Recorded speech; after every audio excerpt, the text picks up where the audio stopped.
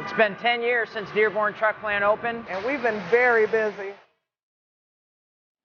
There are more than 3,000 of us, plus 347 robots, working to build America's favorite truck every single day. It takes 20 hours for one truck to go through 4.2 miles of assembly line to be completed.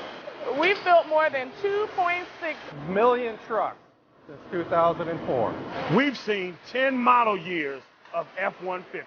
And more than 580,000 combinations. The cafeteria has served up 640,000 sandwiches and 220,000 slices of pizza in the last 10 years. But trucks aren't all we do. The employees of the Dearborn Truck Plant have donated to several charities, including more than $150,000 to the March of Dimes and over $160,000 to the Juvenile Diabetes Research Foundation. And have you seen our roof? We call it the living roof, and 35 species of insects and birds call it home. It's more than 10.4 acres of drought-resistant vegetation. Dearborn Truck Plant has a natural storm water system.